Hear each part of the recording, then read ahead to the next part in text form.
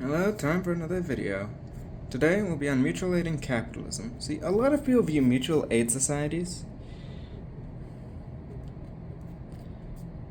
I shall call them mass societies for the sake of easy,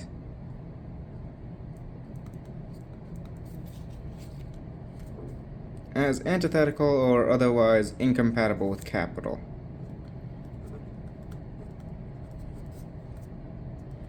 This is wrong. See, capitalism is just, in plain English, private ownership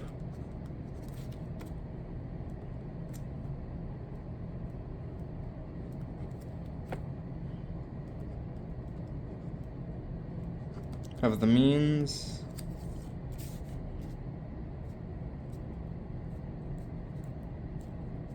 of production. Now, what is a mean of production? Everything. I know socialists like to say, well, your toothbrush is a mean of production. Incorrect. It can be sold, it can be used to make a profit, and thus it can, at some point, become a mean of production, and thus is a mean of production to be treated as such. Your body is similar. Can I use my body to produce resources? Yes. Technically, even my poo is a resource to be used. And I mean that in the most blatant and not crude way possible. It can be used for fertilizer. And so, it's in effect individual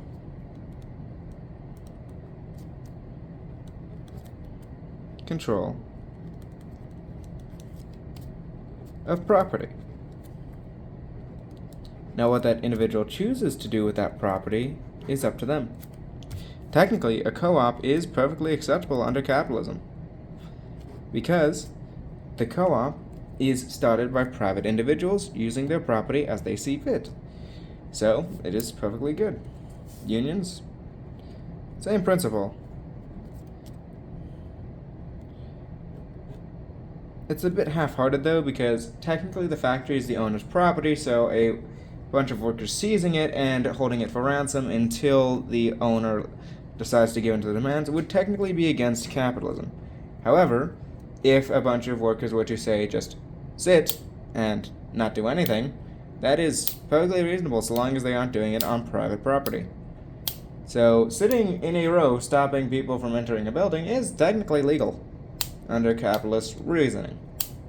So unions perfectly acceptable. In fact, I'd argue they are necessary for capitalism as a means to provide a counterbalance to industry. You don't want any one group becoming too powerful, and so having others challenge them, even if most of the time they should be ignored, is perfectly reasonable.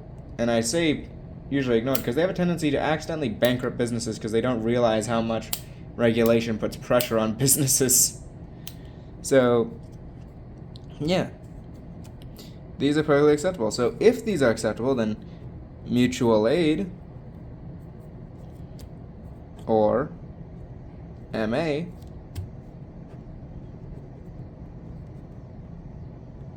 is also acceptable because fundamentally what a mutual aid society is a group of people deciding to use their own capital to help each other. There's nothing inherently against capitalism in that. It is purely helping people, and so it is entirely within reason. Thus, mutual aid societies are perfectly compatible with capitalism. But what is the purpose of MA? Well, simple. Charity. See, the poor need to be helped. Some are there by their own choice, others are there through things that are out of their control. And so, charity is help for those in need of it. Now, a lot of people like to say those who can't help themselves. I would disagree. You can always help yourself in some way or the other, budgeting, maintaining good finances, stuff like that. But oftentimes that isn't enough. So you can get yourself better by, say, not splurging on a bunch of things. You can also sometimes require help. As a result, charity fills in that gap. That help is needed. And so mutual aid societies allow for people to come together with common purpose to help each other. For example, let's say there's 5 people in a community. This is a relatively rural community, but each person has a job and they work for someone else. They make decent wages normally, but one of them gets fired. Now, extra E. Now, normally, this guy would be out of luck, but the other 4 can pool their wealth together to help him maintain himself and his property until he gets a new job. And thus, he is now wealthier and able to contribute to the rest if, say, they have a bad day at work and so they make enough money, or should they lose their job like he did. That is what mutual aid is for. It allows for communities to help each other while still maintaining the framework of capitalism and simultaneously providing more efficient help, because the ratio for government help and private goes as follows, more or less. These will vary to some extent, but generally speaking, what we see is Did a bit wrong. There you go. For the government, 66%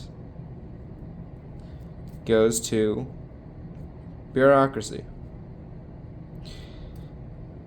33%, the rest, is help. Right over here. That's your bureaucracy. And this is actual help. So by putting charity in private hands rather than government hands, you not only establish a sense of community and ensure the community wishes to respect each other, because hey, that guy right there who you just helped, he could be the guy bailing you out if you ever get in trouble, and vice versa. And so, you build communities, but also, that help is more efficient. And thus, we get more bang for our buck in terms of assistance. Sure, some money's going to be lost just organizing this whole thing, because think about it. You're transferring the wealth of 4 people to 1. That takes a lot of organization, even just for the 4. Imagine if it's a group of 20, 30, maybe even hundreds or thousands, depending on how big the society is. That takes a lot of effort and organization, so there's going to be bureaucratic overhead. But, as shown here, with private charities, it's more efficient, and so less of it is overhead and more of it is pure profit for helping people. And thus, it is more efficient to have private individuals do so. Mutual aid is in essence capitalism being used to ensure the lower classes, or those who are unable to afford things, have enough in their pockets to afford living, and enough to develop their skills so they can get a new job or otherwise find a way to contribute. And should someone be unable to work, say because they're too old or because they are injured, while workers' comp may cover the second person thanks to a union, the first, the old person, could very well be covered in a mutual health society by essentially saying, yeah, we like our parents and grandparents, so we want to help them, so we're going to set aside some of our funds to go to them. And thus, you maintain society that way. Those who are unable to work, or to have otherwise been compromised, are contributed to and taken care of through more efficient means than government subsidies and regulation, while simultaneously, you build trust between everyone, because if someone who can work is suddenly out of it, they can be helped back, restored, and if someone else goes down, they can contribute to help them. You thus have a society where everyone relies on each other and is confident in that. And so, you get everyone trusting each other, more productivity, and you just have a better society overall. So yeah, have a good one.